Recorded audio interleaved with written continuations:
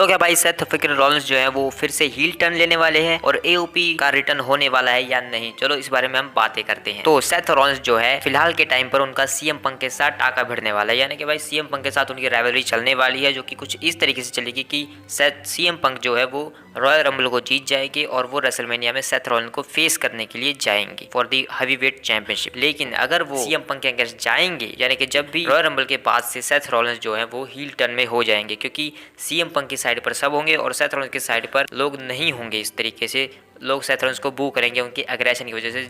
हम लोग देख रहे हैं पिछले कुछ समय से जब भी सेथ रॉलिंस के सामने सीएम पंक की बातें होती हैं तो सेथ रॉलिंस जो है वो एक तरीके से हील टर्न ले लेते हैं।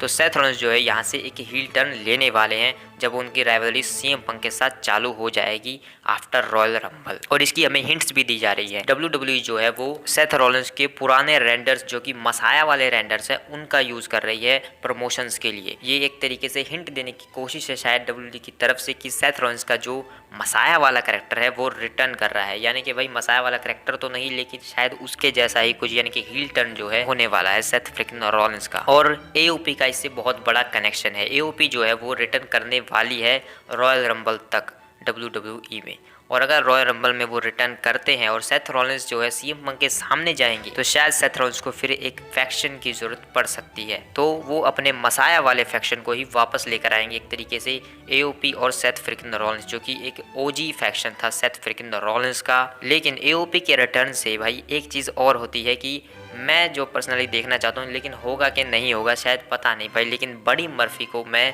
रिटर्न करते हुए देखना चाहता हूँ डब्ल्यूडब्ल्यूई में हमेशा से, और उनका रिटर्न होगा कभी ना कभी। लेकिन अगर अभी हो जाता है तो सोचो क्या स्टोरी डेवलप होगी।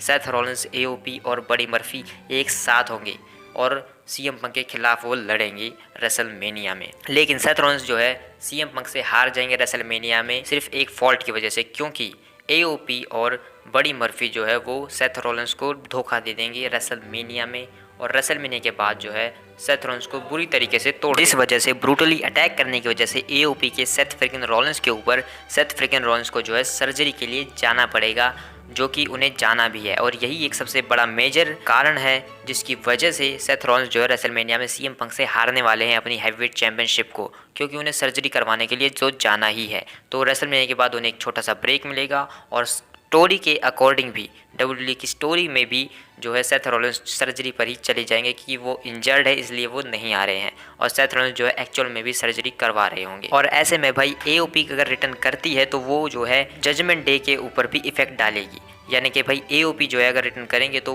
अनडिस्प्यूटेड टैग टीम चैंपियन वही बनने वाले हैं, वो बनेंगे अनडिस्प्यूटेड टैग टीम चैंपियन। वो डेमियन प्रीस्ट और फिन बैलर को हराकर टैग टीम चैंपियंस बन जाएंगे, और यहाँ से जो है Damien priest versus Finn Balor की स्टोरी भी स्टार्ट हो जाएगी फिर, यानी कि जजमेंट डे का भी टूटना बिखरना चालू हो जाएगा। लेकिन अगर बड़ी मर्फी अगर रिटर्न कर लेते हैं, जो कि लगता तो नहीं कि करेंगे, लेकिन अगर वो कर लेते हैं तो सोचो जजमेंट डे के ड्रामा कितना आगे तक चला जाएगा, क्योंकि वो बड़ी मर्फी जो है रिया रिप्ली के एक्चुअल हस्बैंड है।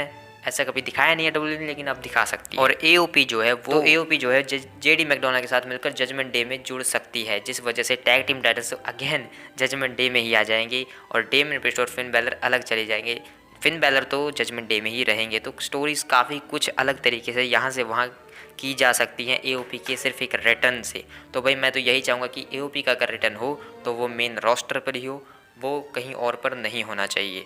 तो भाई इसी तरीके से सेथ रॉलिंस जो एक हील टर्न लेने वाले हैं रॉयल रंबल के बाद सीएम पंक के जीतने की वजह से, और एओपी का रिटर्न तो भाई कंफर्म है, रॉयल रंबल तक हो ही जाना चाहिए। और रही बात बड़ी मर्फी की, तो भाई मुझे पर्सनली काफ़ी बढ़िया लगते हैं वो, और काफ़ी वो WWE का तो बेस्ट फ्यूचर है और उन्हें रिटर्न करना चाहिए WWE में। आज नहीं करेंगे तो वो कल करेंगे, कभी ना कभी वो ज़रूर करेंगे, लेकिन अगर जल्दी करते हैं तो ज़्यादा बेटर है। तो भाई यही थी कुछ चीज़ें, और भाई मुझे मसाया वाला कैरेक्टर और जो मसाया की स्टोरी थी वो काफ़ी अच्छी लगती है उस टाइम से ही, तो इसलिए मैं ये सब बकवासें कर रहा हूँ तुम्हारे सामने। तो देख लो भाई अगर तुम्हें ठीक लगी हो तो।